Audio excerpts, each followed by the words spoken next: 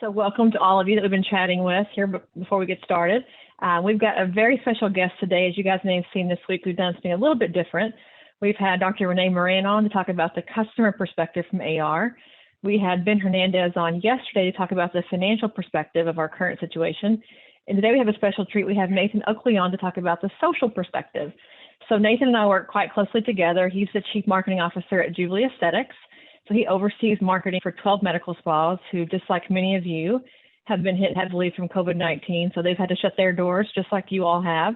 So Nathan's been spending a lot of time being very creative and thinking through new strategies and new ways to make money, obviously, and reach out to patients and stay connected. So he's got lots of insight for us today. But Nathan comes from a long line or long history of marketing expertise. So if you're a mother, you may know about Justice Brands, the girls' brand, which I could fit in their clothes. Nathan ran their marketing for quite some time and, in a sense, rescued that brand, I think, from where they were heading and made them a big sensation for the tweens. So he's kind of done this whole resurrection and resuscitation of brands before. So I think he has a lot of experience in this particular market of this uncertainty and sort of redefining your brand in the middle of a shutdown. So he has lots of good things to talk about today, and I think a lot of fun gifts and a lot of fun pictures and things to laugh about, so to keep our spirits bright. So I'm going to let Nathan go ahead and take it away. Well, thank you guys for letting me be a part of your Friday afternoon. As I was mentioning to Tiphany a little bit ago, I know that Friday afternoon brings a sprint, especially right now as we're all working from home. So hopefully you guys are able to get some time to dive in, learn something new. I'm hoping that this presentation can be as interactive as we can. We've got the technology, we've got some great gear that's set up for us. So make sure you're asking questions, leaving comments in the prompts, and the aesthetic record team will find opportunities here to chime in and make this more of a conversation than just me sitting here teaching. So like Tiphany said, I'm the Chief Marketing Officer at Juvly Aesthetics. Juvly Aesthetics has 12 locations around the United States. We, about 3.5 weeks ago, made that tough decision. We're given the decision that it was time to shut down to help maintain PPE and just safety for those that were dealing with COVID-19. So generally speaking, the Juvly Aesthetics brand has been through a lot. We've been around, we celebrated our 5th anniversary back in December of 2019. We've grown very quickly, and we're very fortunate to be in markets all across the country. But last year, as I came on board, our team worked through what we called a brand story recommitment. So the Juvly brand looks very similar to how it's always looked. Our same colors, a lot of the same logos. But we wanted to make sure that we understood how we wanted people to feel about Juvly Aesthetics and how the experience was tailored to them. So we did a recommitment to our story, which is meant on approachable aesthetics. So if you go to the Juvly website or any of our platforms, what you're going to see is diversity, approachability, lots of education, lots of teaching opportunities, especially right now. And then the opportunity and challenge just for people to see themselves in our practices, whether that's coming in for Botox injections or a filler that they've heard about online, all the way down to the basics of skincare, laser hair removal, or just curiosity coming in with lots of questions, hearing myths or misconceptions, or even believing things that maybe aren't to be true when you look at our practice. So that's a little bit about Juvly. Right now, kind of in the current state, as we're not offering up appointments, we do have the opportunity. We sell skincare, shop.juvly.com. So this was one of the pivots that we'll talk about here in a few minutes. But yeah, I'm really excited to be sharing today. The topics that we're going to talk through are: first, creating and maintaining deeper relationships with your patients. 2, generating revenue now, if it's possible. So we'll talk through a little bit of that conversation. 3, developing and designing content, especially if you're like me and you are not a graphic designer. I've got a couple of tools and resources that I kind of hold on to, and I've been using. This presentation itself was built in one of those tools. So I'll reveal those recommendations to you guys in just a few minutes. And then last but not least, planning for the future and starting today. So knowing that there may only be so much that we can do at this point. So how are you using the time that we have now to prepare for that day where we can open back up, we can see clients, and we can continue on hopefully with some sort of business as usual. So there, as you see in my first GIF of the day, there's Jared from Silicon Valley. This is me to my clients for the last 4 weeks. I think I've been sitting outside of my window over here, just wishing they could come home. So I'm sure that sentiment resonates across the entire practices here. So everything that I'm going to be sharing today is the mentality of a marketer or a marketing or a salesperson.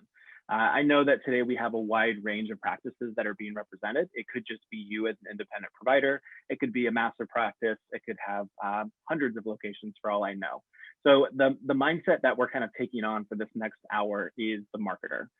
So my focus, when we got the announcement from some of the state governments, the regulations that said that we need to close our doors, these were the questions that I immediately had to ask myself and was forced to think about extremely quickly. One, how can we take an appointment-based practice and transform it overnight? What are the things that we can do to immediately get back in action, not just be a sitting duck that isn't engaging with our customers, and just, what can we proactively do? Two, what are our clients feeling? We'll talk a little bit about empathy and just the importance of understanding their perspective and where they are, and how that helps dictate the experiences or the engagements that you're going to offer them. Three, is there anything I can do to support them? And then how can we flex in our offering to be accessible? And thankfully, Aesthetic Record is a huge partner in that as you think about telehealth and some of the opportunities that exist there. And then last but not least, what can we build now that's going to have long-standing effects? So those questions were running through my head for the last 3.5 weeks around the clock, as many people on the team can attest. And that gift there from the almost beautiful mind-esque mindset, that to me is, I think, every marketing or decision maker right now, as they're learning to pivot quickly, or if you're like us, we came up with a really great plan in our heads and then 2 hours later received a new notification from the government and we're forced to make some pretty fast decisions. So the end all be all, if you're going to abandon my talk now, the thing that you need to know: be strategic, stay creative, but never lose your brand identity through tough times. Being able to stay true to what that brand commitment is kind of what we believe is going to keep us on the path forward and getting to that massive party that we'll have when we can open up the doors. So knowing that not everybody at the room right now is in a marketing mindset, I kind of want to take a time and define a couple terms I'm going to be saying, just to be super clear. So when I say content, I'm talking about anything that you distribute to your clients or your prospective audiences. And I will interchange the language between clients, patients, customers, and audiences. So channels and platforms, this is the place where that message is being delivered. So if you think about your email campaigns, you might have SMS campaigns, organic social, paid social, as well as any other platform. It could be also include your phones or your website. Strategy, I joke that this is the plan that people tend to abandon when they get stressed out. These terms were actually defined pre-COVID-19, but it definitely is relevant now. So your strategy is the plan that you've created. What are we going to hold on to?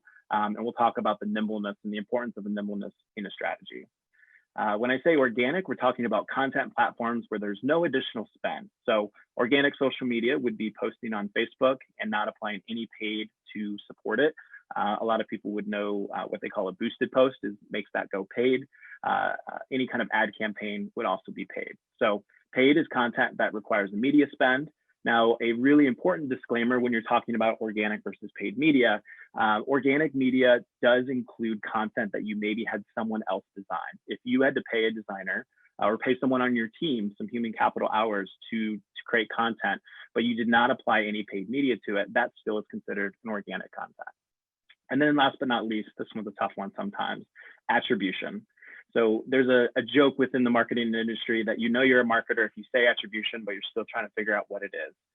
Attribution is where you credit the success of the performance of the content that you've put out. So I just tested you there. I used one of those words. But the attribution is a modeling that's going to help you decide where you give credit. A great example of that, a first touch attribution model would say that the first touch point, the first piece of content that somebody consumed before they made a decision to come into your practice, the first touch gets all the credit in a first touch attribution model.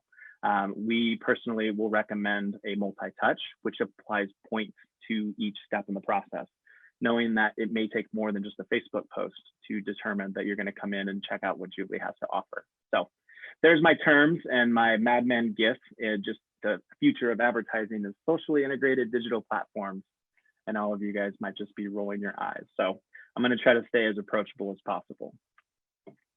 So 2 weeks ago, we launched what I would consider a really crazy member appreciation campaign. The offering was out of this world. We spent about 24 hours around the clock We replied to more than 800 requests from our clients in this time frame. But this was an email that I received from one of our Juvly clients. And this is kind of the perfect cue up for the reason why we're working countless hours, the reason why we're pivoting as fast as we can. So I'll kind of read this. Just received the email from Juvly. This is such a great way to show up to your members during these tough times. Marketing message is spot on and definitely a play on long-term customer lifetime value, not focusing on short-term ROI. You can tell that this person's in marketing. Plus, always nice when brands can show up during tough times.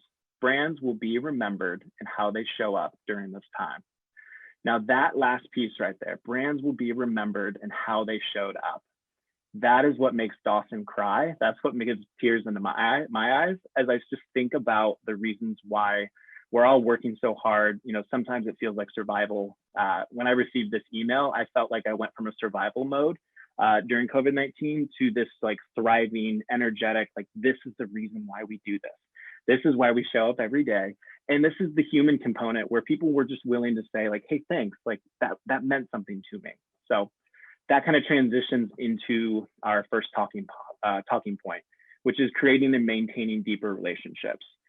So generally speaking, our brand is focused on education and thought leadership as our #1 content provider. I would say close to 70 to 80% of our content is focused on education, making sure that people understand what our offering is, why we exist, and helping them to kind of understand what it would look like to be in that chair.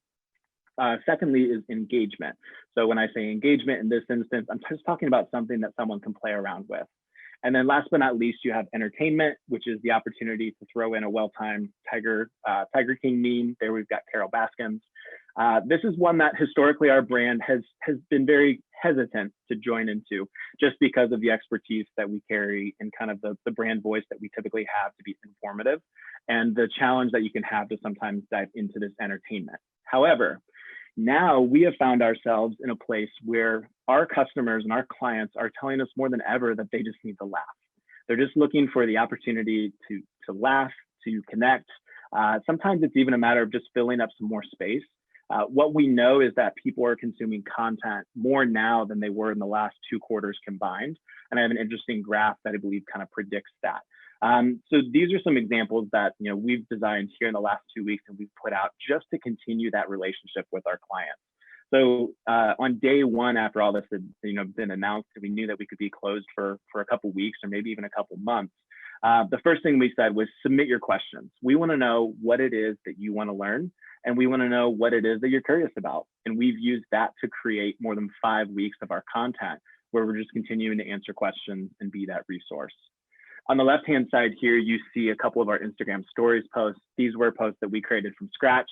We have a self-care check-in, and then we also have a skincare must-have. And this is just built for someone to screenshot, to put in their own information, and then to share it with their friends. Now, the hard business people might sit and say, well, what's the ROI on that? How do you get a return on investment? In this instance, we are strictly trying to be there and be a brand that can be talked about, even if that person's just on a Zoom call with their best friend or their grandma or their mother, and they're just wanting something to talk about that made them smile. And then last but not least, our lovely Carol Baskins on the right-hand side. If you haven't seen Tiger King, you're the 1% of the country that hasn't engaged in it. I know, Tiphany, we've had our own Carol Baskins talks a couple times in the last couple weeks. But, we had an instance where some of our emails were twigging out and we were sending multiple emails to people on accident. So we made a very abrupt decision that it was time to see, was it Carol Baskin's fault that everyone was receiving multiple emails? And as you can see from the results here, 89% of our people said that it was indeed her fault, which felt really great for us as a marketing team. So I wanted to show you kind of what I would consider a case study in content. So these posts that you see on the screen, these are posts that Juvly Aesthetics has posted here in the last 3 to 5 weeks. Now, I've included a few vanity metrics, and I'll define that more in a little bit. But there's some commonalities of social media, things that we consider very common, and then a really interesting thing that kind of shows you the importance of humanization. So that post on the far left, 3 ways to love yourself. We have an amazing designer that is not my work that made that post, and we had 43 likes that came through on Instagram for our account. The next photo is a photo of one of our providers in our downtown Columbus office. It received 80 likes. So you see a pretty dramatic, almost 2x from what we saw from the graphic. Then you see this before and after, and anyone on social media likely knows or likely sees that the before and afters are the most engaged content that you could publish. But in a page of just before and afters really doesn't tell a story. It's just a bunch of photos and looks almost like a person or a provider just has a single page. But you look there in the engagement and you've got 127 likes. So you're more than 2 times that original post. So this fourth post, this is what we published 24 hours after our member love, member appreciation offer. And you can kind of see some of the copy and the bottom right post, which came from our website. This was the heartfelt comment from Juvly. So this was us responding to the amazing outcry of support and love that we received from our clients. Now that graphic is one that I made, and I made it very quickly. As you can tell, there's multiple weights of graphic, and it maybe isn't the most well-designed post of all time. But what I think is very interesting is that post gained 175 likes and 17 comments, becoming one of the most engaged posts that we posted in the entire quarter. Now, I'm not sitting here to say that the likes and comments on your Instagram are going to lead to your business success. What I am saying is that being a human being and being able to practice empathy will win. So this post was just us kind of putting our heart out there and letting people remember the people behind Juvly Aesthetics, not the brand, but the people. So I felt that the engagement, the resignation of humans talking to humans in a time that we've never experienced in our lifetime, and hopefully we'll never ever experience again, but that generated the love and support that I think, one, kept our clients engaged with us, but also it made really, really good affirmations for our team. This was another one of those Dawson Creek crying kind of scenarios for us. So don't forget to be a human being in all of this. Besides all analytics, all conversions, there's your second point that if you're going to abandon now, be a good human being and practice empathy. Can I ask a quick question, Nathan? On the slide prior to that one, I was on mute and couldn't get off mute.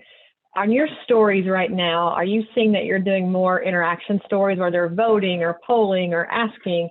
Do you find that that's getting more customer engagement than just the typical, like, really beautifully done Instagram story? That's a great question. Yes, 100%. So we are trying to do as much beautiful content as possible, but the whole point is we're elevating engagement and entertainment almost to be as important as what we would typically have as education. So if these 3 circles could move and kind of flux or pulse like a heartbeat, both of those would have come up. And what we've learned, even from our clients giving us feedback, is, they don't expect it to be the most polished. They don't expect our videos to be, maybe as elaborate as a brand video from the holiday season last year. They just want us to show up and they want us to use our voice and our platform. So we're very fortunate to have that platform. And so we're trying to never take that for granted, even if it means something last minute. Some of my design resources in the past would probably be pretty upset when I told them that I was just typing in Instagram rather than importing the design. But we quickly learned, and the data shows that it doesn't come down to how well it's designed, it's what you're saying and what opportunity are you giving for people to engage. Great question. Any other questions? I'll give this a second. Are we getting any questions from chat, or does anyone want to contribute now? Don't forget to go down the little Q&A box and the chat box. We're happy to get those answered for you. Great. So I have broke out a handful of recommendations, and these are just things that I believe are working really well right now to continue creating and maintaining your deeper relationships. I've broken those down into experiences, engagement, and then offerings for your clients. Under experiences, I'm going to go down the column. So go live parties and digital events. As Tiphany had said when we started the presentation, Zoom is more accessible than ever. I've seen grandparents that are learning how to Zoom, which is at the end of the day, probably one of the biggest blessings of this whole really challenging experience is everyone's learning how to use the technology, which is wonderful. So thinking through ways to go live on Instagram, IGTV, any of your social platforms, or just getting everybody into a Zoom call where you can talk about one of your upcoming products, you can talk about a service, you can educate, entertain, or simply just engage. Members only happy hours. So using that same type of platform to raise your glass, give a cheers to everybody, and just remind everyone that we're still here and we can't wait to see them. And then last but not least, at-home product experiences. So if you have the ability to fulfill product and give product to people, or do like a curbside drop-off, to offer that up and do something where, hey, on Friday afternoon at 4 p.m., we're all going to put our face masks on, and I'm going to post that on my stories, and we're going to feature all of our clients that are doing that at-home peel or face mask. I think it's a really cool engagement tactic. I've actually seen my wife doing this as well in her personal platforms, just encouraging her friends to take that time to invest in self-love, and then watching them all kind of share it to each other and seeing how that branches down. In engagement, thinking about account takeovers. So if you have your own platforms, inviting your clients, inviting your team to take over that account for the day. One, it minimizes the amount of content that you have to think about as a business owner or practice leader. Two, it makes them feel included and involved in your brand story. And then, thinking through the things that you can kind of spotlight or highlight. So if there's products that you have in your inventory that you're able to get rid of or able to fulfill yourself, think about what it looks like to talk through that product or give it to someone for free and let them talk about their experience with it. And then last but not least, highlighting your team's capabilities. So while we cannot inject today, a day will come when we can inject. And on that day, I anticipate many people looking to come and be a part of it and looking to understand how something works. So thinking through how to use telehealth, how can you use some of the aesthetic record capabilities to highlight your capabilities, highlight the team members that are still around, and make the most out of the time that people have consuming content. And then last but not least, offerings. So as you think about offerings, you could give away special gifts, you could do things for members only, and then you could even often offer premier booking. So if you have people that have been anxious, I think we receive 10 to 15 messages almost every day saying, hey, when are your doors open? Do you know when it's going to be open? Can you give me a hint?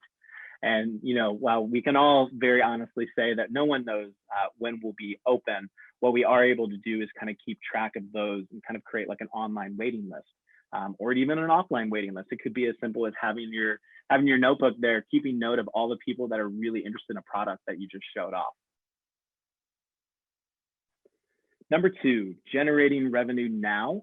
And I have that little caveat without having to join an MLM. So I strongly believe that there's opportunities to make money right now, even if your doors are shut. And so it does take creativity. We're pivoting fast. Pivot has kind of been I think the word of the month as you think about our businesses and all the practice leaders. And it's important to say that this isn't just the aesthetics industry or the plastics industry or any of our industries. Every industry is asking this question: how can I generate revenue now? Do I just need to sit and just wait this out, or are there opportunities? So this is my shameless plug to the friends at Aesthetic Record. What they're doing with telehealth and the capabilities that they stood up and we're already kind of working on amazingly, open up chances for you guys to pre-purchase or have your clients pre-purchase or offer reopening incentives that say, get on that list. And when when you're ready to be treated, we're ready here on our side. So we can give you a great offer now. And the moment we're open, it's yours. And then I've got skincare affiliate or fulfillment. So if you have an e-commerce platform, getting that stood up, get it cleaned up, and going through your inventory that you have, which is cash that hits your books if you're on yesterday's conversation, taking that and getting that inventory out to people that can use it. Now I have a couple caveats here, and I'm going to give Tiphany an opportunity to chime in as we talk about telehealth and some of the cool features there. But it's really important to take audit of what you can offer. Leverage your rebates, leverage your partnerships in your inventory.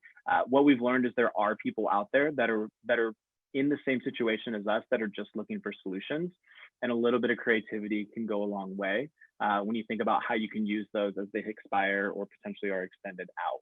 But my warning, and I think Tiphany will hopefully raise a hallelujah praise with me, is please tread cautiously on your pre-purchases. You need to think about how this is going to impact your cash flow when you open back up. If you take pre-purchases through this entire month for, let's call it your wrinkle relaxer of choice, and you give a half off just because you really want to see that cash flow in this month, do not forget that when you open up the doors, all of those purchases, you will not be getting that cash. You will already be sitting on it. So, that idea of free money, or thinking even as you think about loans and grants and opportunities, the same discernment that you would do when looking at those loan terms should be applied to the way that you think about your pre-purchases. Now, Tiphany, I can see you over there, you're getting antsy. So if you want to chime in on telehealth updates as well as any thoughts on pre-purchases, I'll let you do so. I think you're on mute. How about now? There we are. I was going to say what you said is spot on, that the prepayments are a short-term liability. They are a loan to your customer that you must pay back, which means when they come in to get a service, you've got to not only pay your provider in the moment to do the service, but you make nothing from that, that particular moment.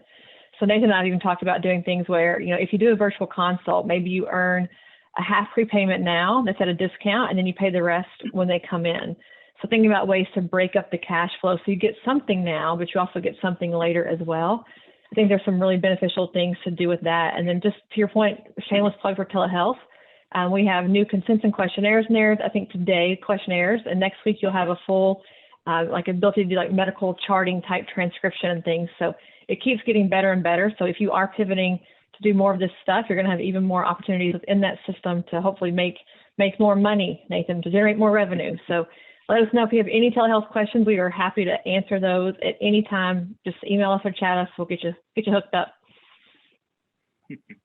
My plug is over. No, it's a great plug. As you think about skincare affiliate or fulfillment, I figured I could take a second and define what that means. So many might have some sort of fulfillment online, whether that's a Shopify store or the ability to transact and fulfill orders from the office or from your home. But there's more agile ways to do this. If you have access to your inventory, you could even take that back home with you, take a bunch of shipping bags, and you could take phone orders. With aesthetic record and processing opportunities that exist, you could take phone orders, text orders, you could create your own e-commerce platform, probably overnight with some of these different tools that exist, and you can do so at minimal cost. And to that previous conversation on the quality of content, I think you could stand up one of these stores within a matter of hours and be fulfilling those orders within an additional hour or two. And I think your clients will have grace knowing that you aren't just sitting here trying to make money. You're trying to offer a service, which is getting skincare into the home in a time where a lot of people can really take advantage of that. So I've talked to multiple clients that said, now is the time. I wish I could be microneedled today because I don't have to be anywhere and no one in my office is doing Zoom calls. So this would have been perfect. As well as, opportunities to do peels and have ample recovery time. We have so much recovery time right now. So any way that you can get those products into the hands of your customers. And if you don't have an inventory, making sure you're working with your reps and your skincare partners that you've already got. These guys have done amazing jobs of standing up affiliate programs, which will give your company the credit for a client of yours saying, hey, I am from Juvly Aesthetics and I would like these products. They'll handle all fulfillment for you, and you might get a cashback return or some discount on future products, depending on the program. So very important to do your research and know your partners well. My slide isn't going. There we go. So then this is where I personally have a lot of love and a lot of passion as you think about in-app shopping. So about 2 years ago, the idea of shopping on Facebook or shopping on Instagram was pretty much unheard of. And while the software did exist, it was extremely challenging to do so. So, if I would ask my mother if she would go on Facebook and buy a product, she would absolutely not do so out of fears of data and, why would Facebook need my credit card? And, just trying to understand where that information that you're giving to fulfill a purchase is going. Now you fast forward and these tools have come so far. In 3 clicks, you can take a Shopify account and embed it into a Facebook shopping experience, which allows someone to buy that skincare product after seeing an ad or after seeing a post in 3 clicks. It's really unbelievable. And that 3-click rule also applies to installation. You can get through that setup process in probably 2 to 3 clicks and maybe a couple of verifications, which just automates that system and puts your product right where people are consuming. Also in Instagram. So Instagram shop does take about 2 to 3 days to go through the approval process. But if you have an existing e-commerce platform, you can apply it over. And there's so many opportunities to apply either the brand narrative that you have, who are you and why does it matter, or the narrative of your clients or your profiling that can have product recommendations. So if you know that you have people that have oily skin, you can offer a recommendation of 2 to 3 products that work really well together and can actually become a regimen. And you can bundle those together and sell those as a bundle to someone right on the platform that they consumed it when within 3 clicks, you've fulfilled that order. So if you haven't investigated into Facebook and Instagram shop, it is extremely easy to do, especially if you have e-commerce. So make sure you check it out. Next up, the most common question that I've received is, should my business invest in paid social? So I am extremely passionate about paid social and what you can do through social media and investing those dollars in. And I do need to make the disclaimer that we're talking more than just the boosted post. The boosted post was a really amazing way for Facebook to help people take that first dip in the water. It was the toe in the water of understanding what it meant to pay for reach or pay for an audience. And as our gift says here, you don't need Google Analytics if you have no traffic. That paid media is entirely built to drive the traffic that you need so that you can convert people into customers or patients or advocates for your brand. Now, organic reach is dead is something that if you went to any marketing conference, it would probably be the name of a track or the name of a class. I made that little disclaimer in there. Organic reach is nearly dead. So organic reach, or the ability to reach your customers without paying anything, still exists. If you have an Instagram following, the likelihood of being seen is there. But an unknown fact is that less than 3% of your audience on Facebook is organically going to see your content, unless they have chose to turn on notifications or they've consistently engaged with a post. Let's say every single time you post, they comment on it with a heart. Their likelihood is going to increase. But organically, you're going to see less than 3% of that total audience, which means you have to work significantly harder just to continue to obtain new audiences without paying for it. So with paid social, running these paid ad campaigns, you can discover true attribution or credit, and have the analytics to know if you're actually being successful. So publishing a really great before and after might yield 15 likes. 15 likes equals, I don't know how much conversion, or I don't know how much revenue for my company. With paid social media, you're able to track how many clicks, how many of those people went to the shopping cart, and then maybe even how many people abandoned the shopping cart. And then most importantly, how many people signed up and requested an appointment, downloaded something on your website, a free asset, a free PDF that explains the top 10 needs of skincare right now. It gives you something to actually report on to say, yes, this was good content, and yes, I'm giving it to the right people. So the things that we track at the baseline level, I think we could probably do an hour just on paid social, if you can see my enthusiasm. But we're looking at cost per clicks. We're looking at conversions.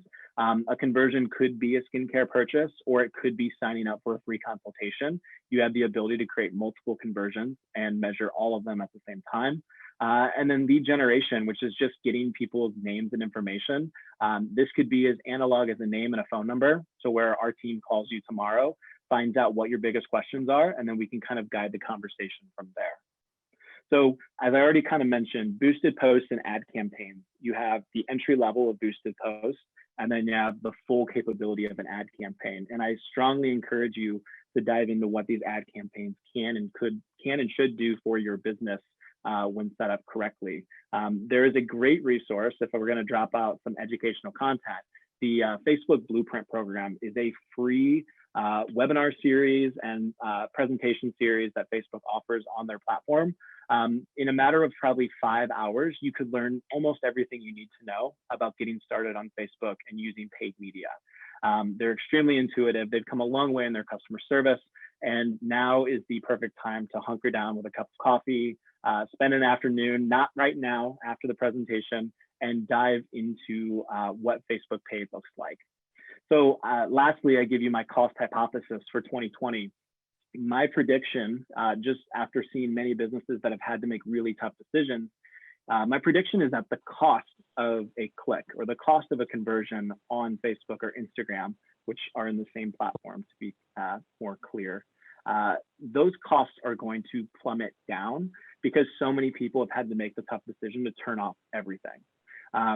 We've turned off many of our ad campaigns just knowing that so many of our services can't be done, and we'll slowly begin to apply those back to give opportunities for more engagement and more reach, and then down the road for more leads to come in, and we can, let more people know what Juvly is. So my hypothesis is that while those costs go down, if your practice is able to afford it, even a small test as simple as $25 or $50, you will see cost per clicks and cost per conversions that are significantly more affordable than even what we saw, several months ago. So now is the perfect time to dive in if your business can invest. We got a question, Nathan, before you move on. So Kim wants to know, why do you think companies are going away from Google paid ads right now? Maybe even not like right now, but just in general. In general. Yeah, that's a great question. So from my personal experience, it ultimately comes down to cost. So The cost per conversion, or a cost to convert someone from a Google ad, a search ad, over into your actual shopping cart, is in some instances 10 times more expensive than what you see on a social media platform like Facebook or Instagram. So if I were to generally say something, I would say that don't abandon ship on Google, but always run your tests side by side. You only know what you know. And if you don't have access to the analytics, then you will never, truly understand what works and how to balance them against each other. So, test is probably the stereotypical answer that I would give. But from a personal standpoint, I think paid social is newer. I think there's a lot more data and a lot more access. And so you can throw your message out to the entire world and let Facebook do the work for you to figure out who's the most relevant and who's most likely to convert. And I think that there's just a stronger investment at a lower cost in that platform as opposed to Google. Great question. So the follow-up that I would get from anybody, we don't have any paid media and I don't have a following. So, I don't even have a platform. There are some practices that would say that the few hundred people that are following them or the no platform that you have could be an issue. In that instance, there is still an opportunity by using your expertise and using that education that you have to be a contributor to another platform. So be Bill Murray on Groundhog Day. I've always wanted a presentation where I could put that GIF in. So I need to take a second. That feels good. But offer your expertise in places, where an audience consumes content. Traditionally, this is basic PR. And you don't need a PR agency. You don't even need a PR person to do this well. You can reach out to your local neighborhood television channel, radio channel, newspaper, anyone that's creating content, and offer up your subject matter expertise on whatever it is. Give it to them for free. You don't have to put a price tag on it. Just the ability to be seen, heard, or known in a time right now will stick out. Then you can take it into digital platforms. So as you think about digital media, there are countless blogs, publications, as well as influencer platforms. So as I think about influencers, you can almost turn that relationship upside down. In a traditional standpoint, an influencer is, we're reaching out to an influencer and saying, hey, we want you to create content for us and we want it to look like this. And, we'll pay you or we'll incentivize you to publish this content. Now you can go to the influencer and say, hey, I have influence. I know everything your people want to know about an at-home skincare regimen and where to get the things that they want, knowing that Amazon is taking 10 to 12 days to ship. And there's so much noise out there. So where do I start? By offering that to an influencer, you've suddenly become a value add to them and their community. So if reach isn't in your access, thinking about who has reach and how you could collaborate with them. Point number 3, how are we doing on time? We're doing good. So point number 3, developing and designing your content, even if you aren't a designer. So I am the first to admit that I am not a graphic designer. And while this presentation, I would give myself at least like an 8 out of 10, maybe a 7.5 out of 10 on design elements. This is something that I put together thanks to some really great design resources. But if I would try to describe my design process, these are the only ways I could say so. The dolphin with a paintbrush is about as good as my handwriting. The gentleman having an aggressive artistic expression would be me trying to come up with a concept and actually put it to paper.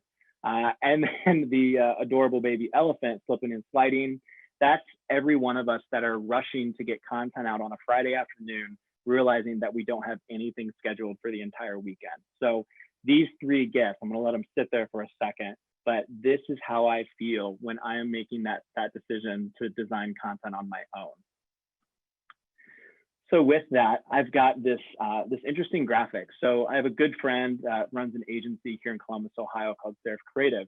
And we were talking about what we called the content curve. And I give him credit for making this really relevant graph that kind of talks about the future state of content consumption. So as you see around springtime, when all this started hitting, the inventory of content that exists immediately started declining as people were making decisions that they had to lay off their teams. We all kind of got into this mode of being scared or being frightened or just uncertain of what's coming. And so the first thing that you have to do is pull the plug and reduce expense.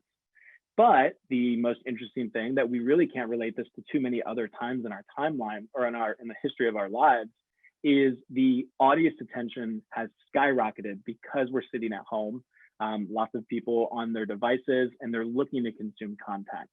So there is this opportunity, and it's almost in some senses an obligation for those that have the ability to make content to continue to do so.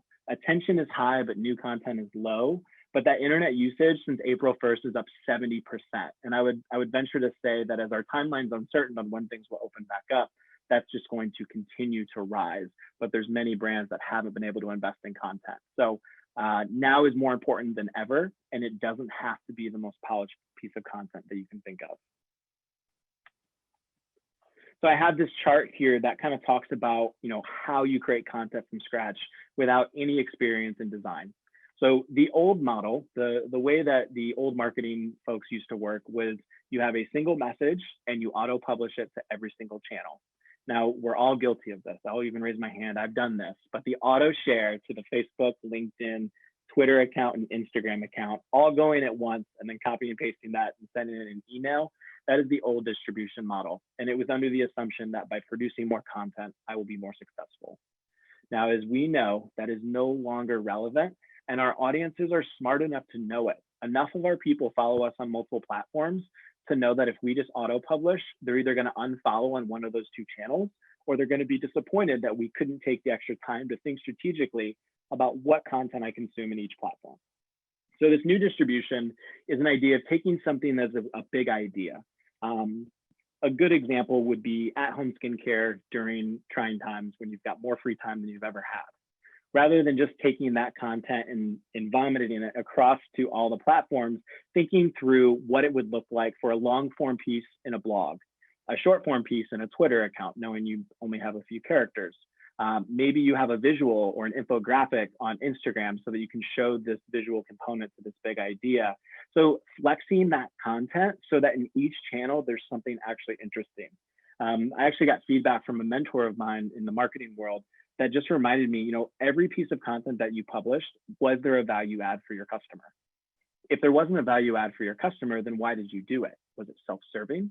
Was it actually informing, or did you just throw content up because you were filling a hole? So that is a challenge that I think about every single day, and knowing that the size of the content, the style of the content, all of that will flex depending on your platform. It's also really important to know that if you're a small team, or maybe you are the marketing operations and clinical side of your business, you don't have to be on every channel. You don't have to be on TikTok right now, contrary to what every marketing blog might be saying. So just thinking strategically about the platforms that you're on and investing into them wholeheartedly with the resources that you have. So my Mad Men gift number 2 there, I'm not a creative, I'm a digital invention officer. If I were a graphic designer, that's the title that I would want. I've got a couple resources here that have been extremely helpful for my own personal practice as I'm learning more about design and stepping in and filling gaps. But as you are designing your content, make sure you leverage your educational materials. Most of your practices already have some sort of educational content, whether that be a pre-treatment, a post-treatment, or just general information about your services and offerings. Leverage your clinical team. Use them to be a clinical voice, knowing that one of the biggest opportunities right now is educating on what you do and answering questions from that clinical perspective. Give something that your audience can participate in. So to Tiffany's previous question of polls and quizzes and things that could be lighthearted, maybe they have nothing to do with aesthetics or your industry, but it's simply a human interaction of what are you doing with your free time, or share a photo of the newest recipe that you just tried. Just going back to being an empathetic human being. And then lastly, letting your advocates help tell your story. So knowing that there are so many people that do have their platforms right now and they are posting more than ever, they're looking for ways to be featured. So, giving someone that maybe isn't an influencer and they don't have any reach, but they're just really passionate about your brand, give them an opportunity to take over for the moment, or give them the chance to speak up and let their opinion on something be heard on your platform if you have the reach. But these 3 tools on my right-hand side, I'll give you the names, but this would be a good one to screenshot. Canva, Adobe Spark, and Over are all platforms that have a free version where you can go in and you can create designs from scratch, just like you would on like a Photoshop or some sort of design platform. or you can work from something. So this very presentation came from a templated design. I made a couple small tweaks and then added my GIFs and a few other components. And within less than an hour, I had a presentation that looks significantly better than white and black text that I had on last night. So these three tools, again, there's a free component to each of them. They're all substantially less expensive and easier to adopt than most design platforms. And those are some freebies for you guys to make sure you play around with and check out as you're building templates or even just looking to be inspired for content for your channel. Last but not least, planning for the future and what you can do about it today. So as we had mentioned, we got through what I would consider the frenzy component of COVID-19 and the challenges that we faced in a space where you just don't know what's going to happen and we're all scared. So I think fear is starting to subside. We're starting to come to terms with kind of where the world is now and knowing that whether or not we open is probably out of our control. And so now we're starting to throw the rock ahead of us and planning for the future and thinking through what can I do now that I probably didn't have time for when we were wide open and busy and kind of in the day-to-day grind. So with that, I break it up in experiences, engagement, and offerings, auditing your marketing stack or just your communication stack in general. So the stack is the ecosystem that you use to communicate with your clients, as well as communicate internally. Now is the perfect time to look at all of those platforms that you use and make sure, one, that the cost or the expense that you have to either learn it or use it still makes sense for your business, and are there other solutions? Two, figuring out how it's all connected to each other. So refresh your communication flow.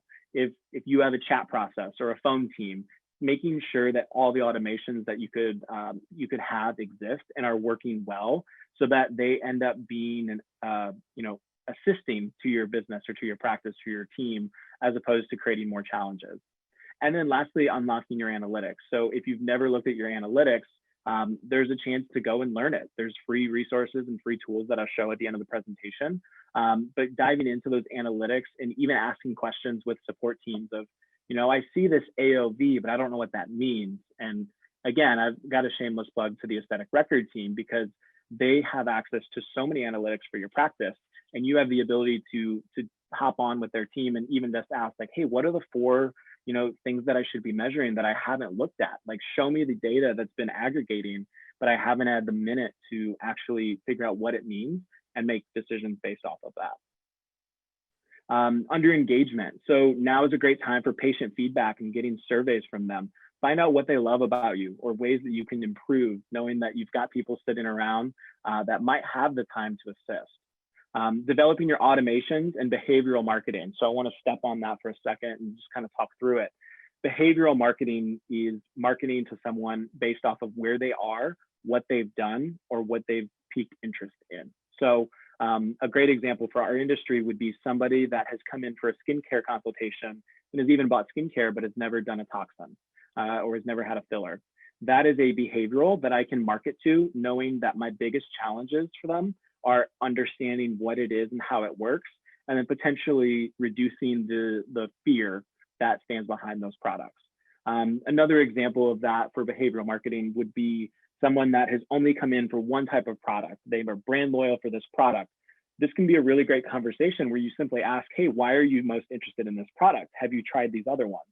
Now, you might know that they've not tried those products, but it creates this opportunity for them, one, to be recognized, for them to see that you are invested in them as an individual, but from a marketing standpoint, getting the right message to the right person in the right place. The last thing I would want to do is promote a membership to an existing member and someone that's been with us from day one.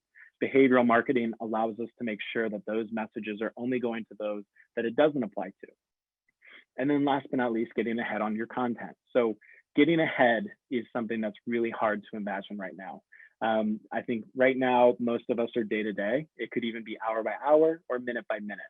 But this could be the chance for you to take that content calendar and start filling in the things that you have, the content that you already have available, and even repurposing content that was really well performing maybe last year at this time. And then lastly, on offerings. So those offers for pre-purchases, we've mentioned that already. Generating tests for your future offers. So, validating with your audience on certain types of bundles or certain type of offer potentials, And then calculating your margins for profitability. I'm actually going to let Tiphany speak to this for a second because she is a profitability guru. She's taught me a lot about profitability. She's taught me how to use aesthetic records to make sure I understand how much something costs and how to know whether or not it makes sense to put it into a deal. So Tiphany, I'm gonna have a drink of my water. I'll let you expand on that. I think the good news, if there ever were good news right now, is that our expenses are much lower. So if we are thinking about our profitability margins and you're thinking, can I offer a discount on a skincare product, or can I offer a discount on a bundle of some sort, or even a procedure? If you think about your input costs right now, they should be significantly lower, which means if you were on yesterday's call, your spread or your margin is much bigger now. So you can cut into that and still be able to maintain what you used to make because your input costs are so much less. And I think too, as you think about pairing things together, even right now in the existing world, like when you're shipping multiple things together, you're making money on multiple things in one box. So I think as you look at your future state, think about everything being lean. How do you cut costs everywhere? Because if you can do that, then you can afford to drop some prices when you need to and not cut into your overall profitability. So it's things even like trading up if a patient's already in the room and they're getting something done, add something on. It's cheaper than having to bring a whole new patient in and start all over again. So I think there's just some ways and some mindsets going forward to think about how am I most efficient in my footprint for the cheapest amount of input costs where I can maximize the margin.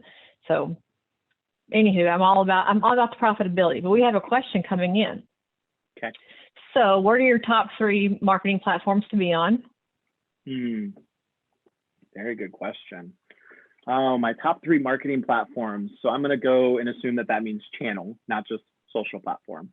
But I can also give 3 socials. So I think the top 3 platforms are email, Instagram, and paid social.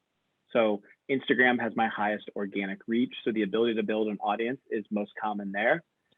Paid social, the capabilities behind Facebook and Instagram together as a unified system, you can reach millions of people and not have to pay millions of dollars to do so, which I think is really, really important right now. And then email, email is continuing to be a conversion-based platform. No matter how much someone says they hate email, I've said that in my time. I'm like, I hate email. I'm never going to email. I'll only Slack and I'll only text. But every day, what do I find myself doing in my free time? It's checking my email and responding. And probably every purchase my family has made in the last 3 weeks has come as a result of an offer or a reminder in my email. So if the question was specific to social media, if I ask about additional social media platforms, Facebook and Instagram are my number 1 and number 2. And then my number 3 is YouTube. So YouTube is something that I'm extremely passionate about. It is an upfront investment in understanding your equipment, but the opportunities there are endless just because of the natural behavior that you can probably resonate with, which is if you don't know how something works or you want to figure it out and you want to see it, you're more likely to search YouTube than you are any other platform. So the search engine capability of YouTube in the format of questions and looking for answers is unbelievable. And we have some friends and colleagues in the industry that have taken advantage of that opportunity, have created content, have not been focused on it being overly produced. Your YouTube content doesn't need to be a Hollywood style film. It could be you with a light, a microphone, good audio, good sound, decent video, and just a lot to say.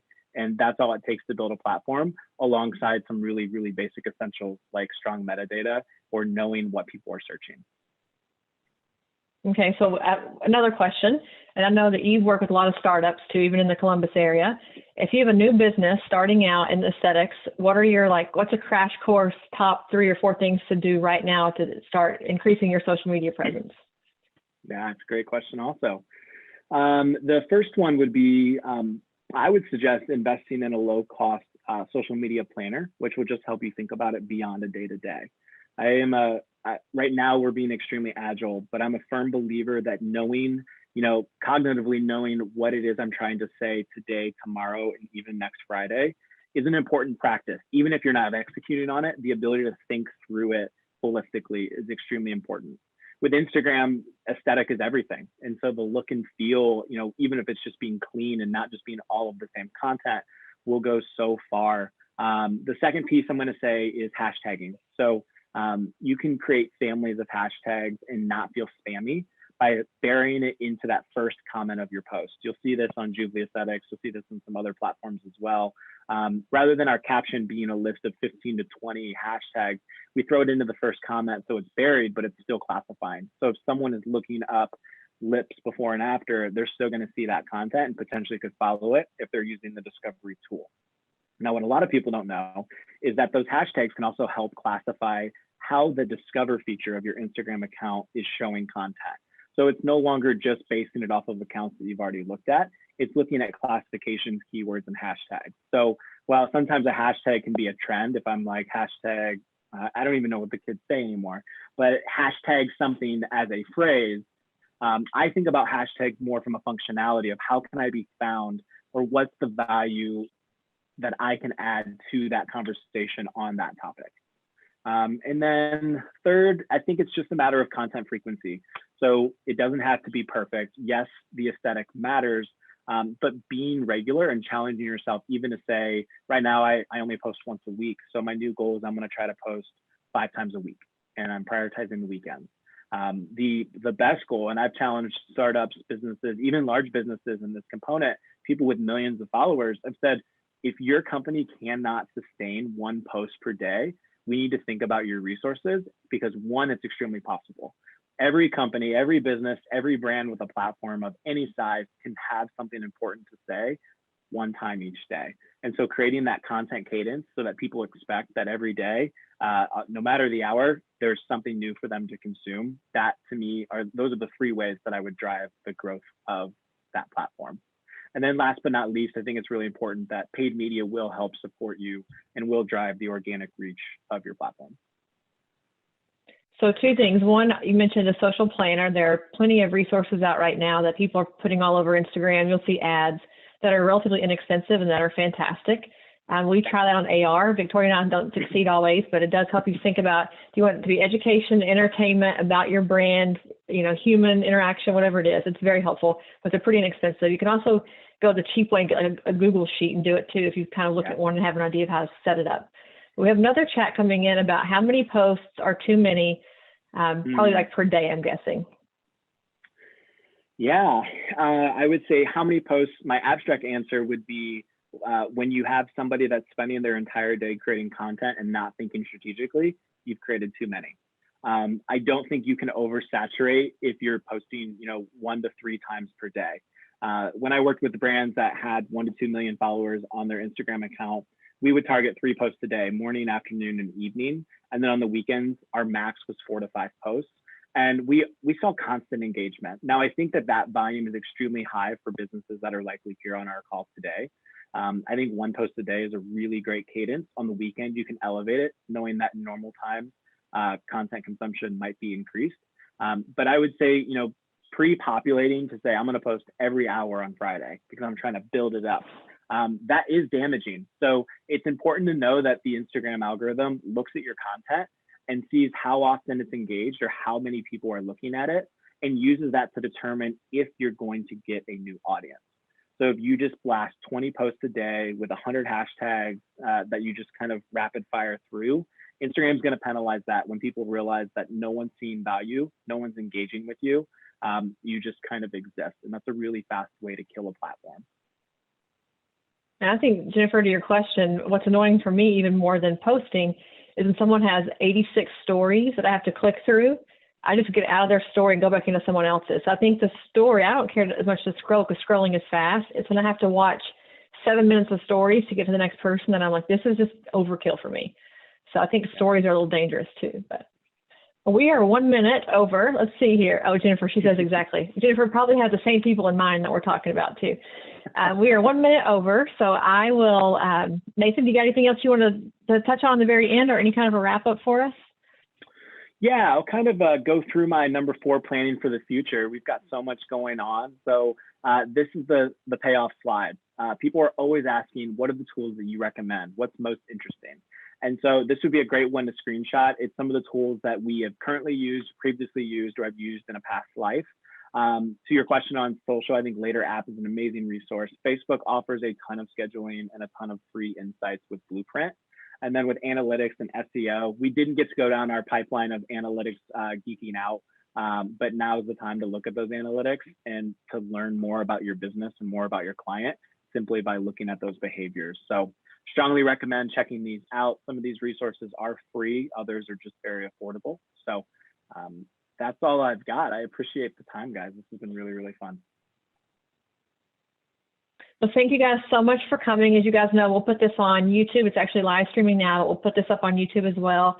And then we'll send you out a newsletter probably at the end of today or some point tomorrow with all the week's webinars wrapped up, and then some predictions for what's going to happen for next week. So thank you, Nathan, for coming on and for sharing your great insight with us. I think it was a very impactful 1 hour, our social power hour. And we hopefully will have you back post-COVID when things are different. We can dive deeper into our analytics and some more of the sophisticated things that you mentioned. So if we have nothing else, then I'll bid you, absolutely, I'll bid you all adieu. Happy Good Friday, happy Easter, all the things. Enjoy one more weekend of COVID shut in, and we will see you next week.